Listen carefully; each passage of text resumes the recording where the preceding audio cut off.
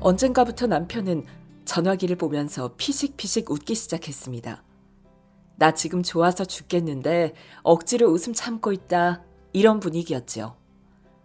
혼자 구석에 처박혀 뻑하면 피식거리고 있으니 저 인간이 실성을 했나 어디서 충격받고 정신줄을 놨나 싶을 정도였습니다. 뭐 재밌는 거 있어? 좋은 거 있으면 같이 봐. 제가 남편 옆으로 가서 은근슬쩍 전화기를 들여다보면 남편은 맞바람에 개눈 감추듯이 전화기를 감추면서 그냥 뭐 싱거운 거지 뭐. 말을 대충 얼버무리며 핫바지에 방귀 새나가듯이 쓱 자리를 피했습니다. 저 인간 뭔가 있다. 확실히 뭔가 있어. 촉이 오길래 유심히 살펴봤더니 그 인간 50을 바라보는 나이에 연애질을 하고 있었습니다. 올해로 결혼 20년 차, 김밥집 운영 13년 차. 아들 하나, 딸 하나 있고 우리 부부는 우리 일만 신경 쓰고 살면 될 정도로 애들은 자기 할 일 자기가 알아서 잘 하고 있습니다. 원래는 둘 다 직장 생활했는데 어느 날 제가 싼 김밥을 먹어보더니 그래, 이 맛이지. 김밥은 이래야 되는 거야. 김밥집에서 내가 사 먹는 김밥은 속재료만 너무 많이 들어가서 좀 짜기도 하고 기름지고 뭔가 상업적인 맛인데 사람들은 이런 김밥을 먹고 싶은 거거든. 당신 김밥 진짜 맛있어. 우리 김밥 장사하자. 뜬금없이 헛소리를 하더라고요. 갑자기 무슨 말도 안 되는 소리야. 장사는 뭐 아무나 해? 아무나 아니지. 당신이니까 가능한 거지. 남편은 김밥집 하려고 완전 작정을 했더군요. 당신이 왜 이렇게 좋은 재주를 썩히냐는 둥 이렇게 맛있는 김밥을 사람들에게 맛보이지 않는 것은 인류에 대한 배신이라는 둥 별소리를 다 하더라고요. 처음에는 이 인간 또 헛소리 하는구나 싶었는데 자꾸 듣고 있으니 마음이 자꾸 기울었습니다. 솔직히 제 월급이 그다지 많지도 않았고 어느 회사에나 있는 똘끼충만한 상사 때문에 괴롭기도 했고 언젠가는 회사에서 벗어나고 싶다는 생각은 했으니까요. 그렇게 저는 회사를 그만두고 김밥집을 시작하게 되었는데 단 한 가지 조건을 걸었습니다. 둘 중에 하나는 회사 다니면서 고정 수입 벌어야 돼. 하다가 망해서 둘 다 쪽박 찰 수는 없잖아. 나는 김밥집하고 당신은 회사 그대로 다니는 거야? 알았어. 그 대신 당신이 김밥집으로 딱 자리 잡으면 그때는 나 회사 때려친다. 그때는 나 말리지 마. 남편 말대로 김밥 많은 솜씨가 남달랐는지 김밥집을 시작한 지 2년 만에 우리 김밥집은 자리를 잡았고 그러자 남편은 기다렸다는 듯이 당장 회사를 때려치고 김밥집으로 들어왔습니다. 회사를 그만둬서 그런지 스트레스 받아서 시꺼맸던 남편 얼굴이 점점 환해지더라고요. 역시 나는 배달하고 홀서빙이 적성에 맞다니까? 사무실은 체질에 안 맞아. 거기 조금만 더 있었으면 단명했을 거야. 하지만 남편은 회사 그만두고 김밥집에서 일하면서 스스로 명을 재촉했습니다. 남편은 김밥집에서 배달이나 하며 반백수 생활을 하더니 뻘짓을 하고 다니기 시작했습니다. 한 번씩 배달만 나갔다 하면 올 생각을 않는 겁니다. 배달은 밀리고 마음은 급한데 전화해도 전화도 안 받고 사람 속을 있는 대로 태웠습니다. 그래서 홀서빙하는 알바생한테 빨리 배달 좀 다녀오라고 부탁하고 근근히 바쁜 점심시간을 넘기고 있으면 그제야 남편은 세상 김밥 혼자 배달하는 듯 바쁜 척을 하며 나타나는 겁니다. 어디 갔다 이제 와? 뭐 하다 온 거야? 지금 오면 어떡해? 학생 혼자 홀서빙하고 배달하고 얼마나 바빴는데? 나도 엄청 바빴어. 차가 막히는 걸 어떡해? 골목길에 오토바이 타고 배달하면서 차 막혀서 늦었다니요. 김밥 옆구리 터지는 소리만 골라서 하고 있더라고요. 그리고 배달이 없을 때는 구석 테이블에 앉아서 뭐가 그리 좋은지 전화기를 들여다보면서 피식피식 웃었습니다. 이 인간 무슨 뻘짓을 하고 다니나 저는 눈여겨 지켜보다가 남편이 네일샵에만 배달을 가면 늦게 온다는 사실을 알게 되었죠. 그래서 저는 네일샵 주문이 들어오길 기다렸고 며칠 뒤 네일샵에서 김밥 주문이 들어왔던 날 저는 남편 뒤를 따라 붙었습니다. 학생, 나 잠깐 나갔다 올 테니까 혹시 주문 들어오면 오늘 주문이 엄청 밀렸다고 하고 30분쯤 걸린다고 해. 알았지? 나 빨리 갔다 올게. 학생, 잘 부탁해. 저는 눈썹이 휘날리도록 네일샵으로 달려갔습니다. 네일샵에 도착하니 떡하니 우리 김밥집 오토바이가 세워져 있더군요. 김밥을 배달했으면 나와도 진작에 나와야 했는데 남편은 네일샵에서 손톱 사이 때라도 벗기고 있는지 밖에서 몇 분간 서성이고 있는데도 나올 생각을 하지 않았습니다. 그래서 살짝 문을 열고 들어가 봤습니다. 안에서 히히덕거리는 소리가 들려왔고 그 소리 때문인지 안에서는 사람이 온 것도 모르고 있더라고요. 저는 소리 나는 쪽으로 조용히 들어갔습니다. 그리고 잠시 후 그 안에 있던 남편과 제가 눈이 딱 마주쳤는데 그 순간 우리는 둘 다 눈알이 튀어나올 뻔했습니다.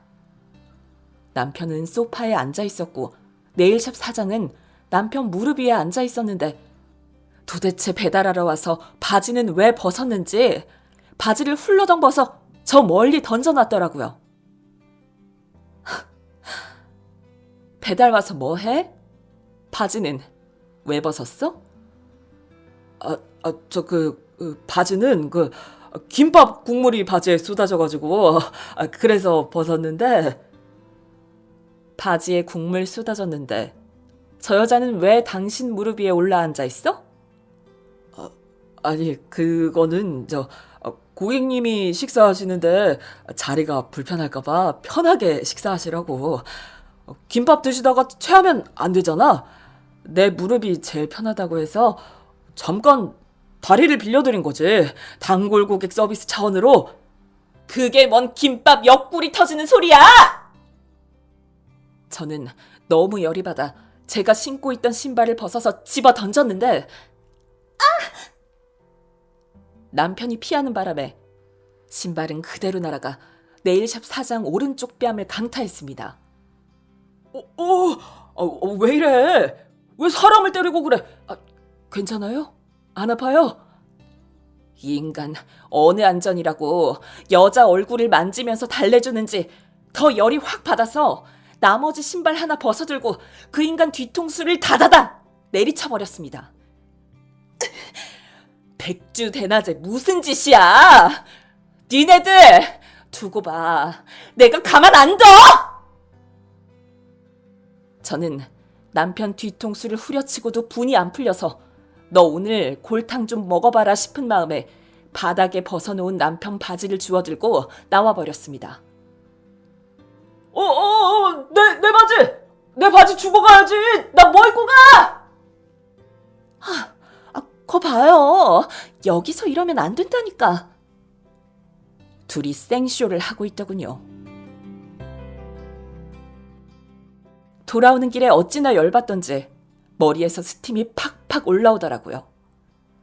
이 인간을 어찌 족칠까, 애들한테 다 말해버릴까, 집에 가둬서 못 나오게 해버릴까, 별의별 생각을 다 하고 있는데 남편이 어디서 주워 입었는지 이상하게 맞지도 않는 바지 하나 주워 입고 김밥집으로 빌빌거리며 들어왔더군요. 마음 같아서는 다리몽댕이라도 뚝 분질러 놓고 싶은데 손님도 있고 알바생도 있어서 끓어오는 속을 꾹꾹 눌렀습니다. 그리고 알바생 퇴근하고 김밥집 간판불 꺼지자 남편이 비굴하게 다가와 얘기하더군요. 여보, 미안해. 여보, 내가 도대체 뭔 짓을 한 거야? 내가 미쳤던 거지? 여보, 내가 원래 그런 사람이 아닌 거 당신이 잘 알잖아. 아무래도 내 정신이 아니었던 거야. 아무리 김밥 국물에 바지가 젖어도 그렇지 왜 남의 샵에 가서 바지를 벗어가지고 당신한테 오해 살 짓을 했는지. 내가 어떻게 하면 돼? 당신 하고 싶은 거 다 해. 분 풀릴 때까지 나를 막 쳐. 그 대신 애들한테 얘기만 하지 마. 부탁이야. 나름 아버지로서 가오는 있어가지고 애들이 아는 건 겁내더라고요. 남편 말대로 열받은 거 풀릴 때까지 줘 패버릴까 하다가 그래봐야 내 손만 아프지 저한테 득될 거 하나도 없겠더라고요. 그렇게 잘못했어? 그럼. 나 너무 잘못했지. 반성할 준비 다 됐어. 좋아. 그럼 다 내놔. 뭘? 당신이 가지고 있는 거 모두 다. 차키, 오토바이 키, 현금카드, 신용카드, 그리고 전화기. 그거 다? 그러면 나 배달도 못하고 가게 지장이 이만저만이 아닐 텐데. 그건 좀 좋은 생각이 아닌 것 같은데. 애들 불러? 어머님, 아버님한테도 얘기해? 아니야. 무슨 그런 소리를 하고 그래. 나 지금 꺼내놓고 있잖아. 이거 다 당신 거야. 나는 전화기도 필요 없고 차키 뭐 이런 거 다 필요 없어. 나는 당신만 있으면 되는데 이런 거 뭐하게. 나는 괜찮아. 이거 다 당신 가져. 전화기 받자마자 전화기부터 열어봤는데 그새 전화기 통화 목록 메시지 깨끗하게 지웠더라고요. 그래서 저는 김밥집으로 주문 들어온 네일샵 사장 전화번호를 찾아서 연락했습니다. 네 남편 데리고 김밥집으로 와. 사자대면 할 거고 1시간 내로 안 오면 나 내일 네 남편이 하는 태권도장 직접 찾아갈 거야. 알아서 해. 그러자 1시간 안 돼서 그 여자는 자기 남편을 데리고 왔더군요. 이미 대충 얘기를 들었는지 남편 인상이 있는 대로 일그러져 있더라고요. 저는 그날 낮에 봤던 것들을 하나도 빠짐없이 상세하게 다 일러주었고 그 남자는 열이 받아서 콧김을 팍팍 뿜어대더니 남편을 위아래로 훑어보면서 아우씨 확! 아우 뭐 이런 새끼가 아우씨 확씨 내가 오늘은 그냥 가는데 너 앞으로 내 눈에 띄지 마. 너 그때는 뼈도 못 추릴 줄 알아. 아우 나와! 네일샵 사장은 찍소리도 못하고 완전히 기가 팍 죽어서 남편 뒤를 따라가더군요. 이 인간도 기가 팍 죽어 지내기는 마찬가지였습니다. 남편은 배달도 못 가고 알바생하고 하던 일을 바꿔서 홀에서만 일하게 되었습니다. 집하고 김밥집만 다니니 죽을 맛이었을 겁니다. 가끔씩 기어나가고 싶어서 사지를 비틀어대는데 그래도 억지로 꾹꾹 참고는 있더라고요. 그렇게 3개월 정도 전화기 사용도 못하다가 제법 반성하는 것 같아 보이길래 사람이 너무 몰아세우면 더 역효과 날 것 같고 해서 전화기는 돌려주었습니다. 대신 전화기 비밀번호는 절대 바꾸지 않는다고 다짐을 받았죠. 그런데 집어릇 개주는 거 아니더라고요. 전화기를 받고 2달이나 지났을까요? 그 인간은 또다시 전화기를 쳐다보면서 입이 귀에 걸릴랑 말랑 좋아서 죽을랑 말랑 하고 있었습니다. 지난번처럼 배달 나가서 눈 맞을 일도 없을 테고 김밥 먹으러 온 손님 중에 전화번호 따놓은 것도 아닐 텐데 하는 짓을 보니 어디서 여자 하나 물었구나 싶더라고요. 저는 남편 잘 때까지 기다렸다가 전화기를 열어봤는데 어라? 전화기 비밀번호를 떡하니 바꿔놓은 겁니다. 분명 비밀번호는 안 바꾸기로 한 걸 기억할 텐데 비밀번호 바꿔놓은 걸 보니 이거 뭔가 확실히 있다 싶더군요. 다음날 남편에게 물었습니다. 요즘 전화기에 뭐 없지? 혹시 나 몰래 비밀번호 바꿔놓은 거 아니지? 아니, 비밀번호를 왜 바꿔? 내 전화기 누가 본다고? 아, 그러게 말이야. 그런데 전화기 이리 줘봐. 전화기가 안 열리네. 제가 남편 전화기를 빼앗아가서 전화기를 열어보자 남편은 급 당황하면서 이게 왜 이러지? 가만, 내가 열어볼게. 잘 열리네. 왜? 내 전화기 뭐 보려고? 봐봐. 아무것도 없어. 카톡도 아무하고도 안 하고 전화도 안 했어. 남편은 제가 묻지도 궁금하지도 않은 것을 막 펼쳐 보이면서 괜히 설레발치고 있더군요. 좀 가만히 있어봐. 정신 사나워. 내가 알아서 볼 테니까 신경 꺼. 그래, 봐. 천천히 봐. 남편은 제가 뭐 비밀스러운 거라도 열어보게 될까봐 티 안 나게 긴장하면서 옆에 서 있었고, 저는 남편 전화기 화면을 매 눈으로 살펴보다가 문제는 카톡이 아님을, 문제의 어플이 깔려 있었음을 발견했죠. 저는 이거 못 보던 건데 뭐냐고 물어보려고 하다가 일단은 모른 척 넘겨주었습니다. 지금 물어보면 거짓말할 거 뻔하고 괜히 도망갈 수 있는 빌미만 제공해주는 것 같아서요. 봐봐, 별거 없지? 나 요즘 완전히 마음 잡고 산다니까. 제가 뭐라고 한마디도 안 했는데 남편은 혼자 북치고 장구치고 하고 있더군요. 저는 아무렇지도 않은 듯 돌아서서 남편의 전화기에 깔린 어플을 찾았습니다. 그 어플은 어이없게도 동네 이성 친구 만들기 어플이더군요. 정말 가지가지 하는구나. 저는 남편이 그 어플을 깔고 먼지거리를 하고 다니는지 알아보기 위해 제 전화기에도 똑같은 어플을 깔아봤습니다. 19세 이상이면 누구나 가입할 수 있고 익명으로 가입이 가능하더라고요. 활동 지역은 지금 살고 있는 지역으로 입력한 후 그리고 대충의 프로필을 작성하고 나니 찾고 싶은 이성 회원의 활동 지역과 나이를 선택하라고 했습니다. 그래서 저는 제가 살고 있는 지역과 남편의 나이대를 입력하니 수십 명의 회원들이 쫙 떴는데 페이지를 넘기다가 익숙한 얼굴이 보여서 자세히 보니 거기에 남편이 껴있더군요. 아니 이런 이 미친 인간이 이런 프로필은 언제 입력한 거야? 남편은 자기소개 프로필 이름을 잘생긴 오빠라고 해놓고 마음 통하는 여자친구, 여동생 구해요라고 그 옆에 적어놨더라고요. 지 여동생이 둘이나 되는 인간이 지 여동생이나 잘 챙기지 동네 여동생은 뭔 여동생이냐 싶었죠. 남편 프로필 사진은 뽀샵질을 엄청 했는데 피부에 잡티를 싹 없애서 완전 사기 수준으로 해놨더라고요. 그래서 저도 오래전에 찍은 옆모습 사진 뽀샵질해서 프로필 사진에 올렸습니다. 그리고 슬쩍 톡 한번 날려봤죠. 안녕하세요. 반가워요. 저도 이 동네 살아요. 저보다 오빠시네요? 제가 톡을 날리자 그 인간은 그 톡을 날린 사람이 지 마누라인 줄도 모르고 그 특유의 피식거리는 웃음을 웃고 있더라고요. 반가워요, 예쁜 동생.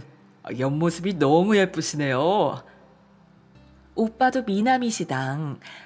근데 오빠는 솔로? 혹시 유부남? 나는 유부남은 부담스러운데. 노노, 부담스러워 않게. 나 솔로. 5년 전 사별했어요. 남편이 쓴 그 톡을 보자마자 옆에 쌓아놓은 김밥 집어 던질 뻔했습니다. 멀쩡히 눈 뜨고 살아있는 지 마누라를 한순간에 죽여버리다니요. 저 인간을 죽여 살려 싶더라고요. 남편은 제가 주방에서 김밥을 들었다 놨다 하는 줄도 모르고 톡 받고 좋아서 계속 피식거리고 있었고 우리는 한동안 대화를 이어갔습니다. 남편은 자기를 외식업 사장이라고 소개를 했고 지금은 새로운 사업을 시작하느라 눈코 틀 새 없어서 당장 만남은 힘들지만 조만간 새로운 사업이 정리되면 예쁜 동생 꼭 만나고 싶다고 동생 만나면 오빠가 엄청 맛있는 저녁하고 술 쏜다고 낚시질을 하고 있었습니다. 어플 안에서 남편은 완전 돈 많고 잘 나가는 사장님이더군요. 남편은 전화기 들고 피식거리는 걸로 봐서 저 말고 다른 여자하고도 꾸준히 연락하는 것 같았고 제가 적극적으로 나가니 예쁜 동생 화끈하네. 만나고 싶어요. 홀딱 빠진 것 같더라고요. 대부분 남자들이 다 그런지 제 남편만 그런 건지 어쩜 저리 어리숙하고 등신 같은 짓만 골라서 하는지요. 제가 저런 걸 남편이라고 믿고 사는 게 한심할 정도였습니다. 그렇게 꾸준히 두어 달 얘기 나누고 나니 남편은 본격적으로 작업 들어오더라고요. 예쁜이, 우리 술 한잔 할까? 나 이제 바쁜 사업이 거의 다 정리됐는데 너무 마무리가 잘 돼서 나 밤새서 술 마실 수 있어. 오빠, 우리 드디어 보는 거야? 나 너무 설레서 오늘 밤 잠 못 자겠는데? 예쁜이, 오늘은 잠 푹 자용. 진짜 잠 못 이룰 밤이 있을 테니까. 속이 부글부글 끓어올랐습니다. 이 인간이 평소에 어떻게 하고 다니는지, 내 눈을 피해서 지금껏 뭔 짓을 했는지 아주 훤하게 보이더라고요. 그래도 믿었는데, 한번 그렇게 넘겼으면 정신 차릴 줄 알았는데 이 인간은 가만 보니 여자 밝히는 병이 불치병 수준이더군요. 우리는 토요일 저녁 약속을 잡았고 약속이 잡힌 그날 오전 남편은 전화기를 붙들고 생쇼를 했습니다. 그래 상수야. 뭐? 아버지가 돌아가셔? 오늘 갑자기 돌아가셨어? 세상에. 그래. 당연히 가봐야지 임마. 내가 오늘 저녁에 가서 같이 밤새 줄 테니까 기다려. 상수야, 내가 다 알아서 할게. 아버님께 아버님께 절이나 올려야겠다. 그래. 끊어. 전화도 안 걸려온 전화기 붙들고 혼자 생쇼를 하더니 저보고 오늘 문상 가야 된다고 늦게 오거나 못 올지도 모른다고 제 눈치를 보며 말하더라고요. 당연히 다녀와야지. 밤샐 수 있으면 새야지. 제가 흔쾌히 보내주자 남편은 입이 귀에 걸리는 걸 억지로 참으면서 문상 가는 거 힘든데 오늘 좀 피곤하겠네. 마음에도 없는 소리를 했습니다. 그리고 토요일 저녁 남편은 가게 문 닫자마자 빨리 가져야 된다며 총알같이 튀어나갔고 저는 김밥집에서 일하던 차림 그대로 약속 장소로 나갔습니다.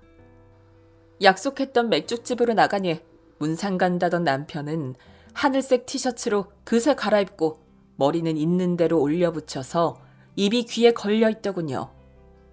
저는 남편에게 톡을 보냈습니다. 오빠, 나 도착했어. 오빠 한눈에 알아봤지 뭐야? 나 오빠 3시 방향. 나 보이지? 톡을 보자마자 남편은 만면의 웃음을 띄우며 제 쪽으로 고개를 돌렸고 제가 손을 흔들며 걸어가자 귀신이라도 본 것처럼 소리를 질렀습니다. 왜 그렇게 놀라는 거야? 오빠, 나 예쁜이 왔는데 봐, 옆모습. 사진하고 똑같잖아. 예쁜이의 실체가 드러나자 남편은 그 자리에서 얼어붙은 듯 꼼짝도 못하고 여보.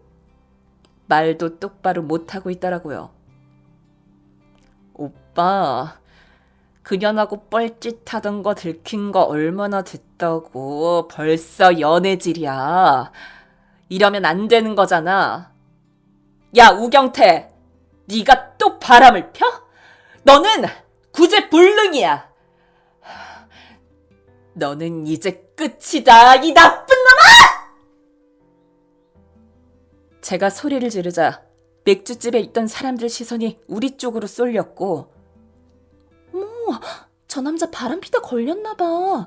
저런 인간은 아작나야 정신 차리지. 언니 화이팅! 사람들이 저를 응원하자 남편은 자리에서 냅다 일어나 도망가려고 하더라고요. 그래서 저는 그 순간을 놓치지 않고 냅다 다리를 걸어버렸고 남편은 중심을 잡지 못하고 어떤 여자 쪽으로 넘어졌는데 남편의 손이 그 여자에게 닿자 어머머머! 어딜 만져, 이 변태야! 오른쪽 뺨을 야무지게 얻어맞더라고요. 우경태 인생 최고 비굴하고 처참한 순간이었죠. 저는 그날 이후 더 이상은 아닌 것 같다. 우리 그만 헤어지자고 했습니다. 그랬더니 우경태는 이혼만큼은 안 된다. 애들 아직 대학도 안 갔는데 부모가 이런 모습 보이면 안 된다. 내가 있는 듯 없는 듯 찌그러져서 살 테니 이혼만은 하지 말자. 간절하게 얘기를 하며 전화기도 스스로 해지하고 제가 없이는 아무데도 가지 않으며 스스로 족쇄를 채우며 살더라고요. 그래서 저는 불쌍한 인간한테 선심 쓰는 척 냅뒀습니다. 사람 하나 더 쓰면 인건비나 들어가고 이래저래 사람 쓰는 일도 쉽지 않으니 남편은 김밥집 종업원으로 충실한 삶을 살고 있고 집에 가서는 할 짓이 없어서 그런지 집안 청소도 곧잘 하고 쓰레기도 열심히 잘 버리고 있네요. 솔직히 그 인간 뒤통수 보고 있으면 손이 근질근질하고 자고 있을 때 발로 밀어서 떨어뜨리고 싶지만 돛 닦는 심정으로 살아가고 있습니다. 정신을 차릴지 어떨지는 모르겠지만 부디 정신 차리고 개과천선했으면 하는 바람입니다.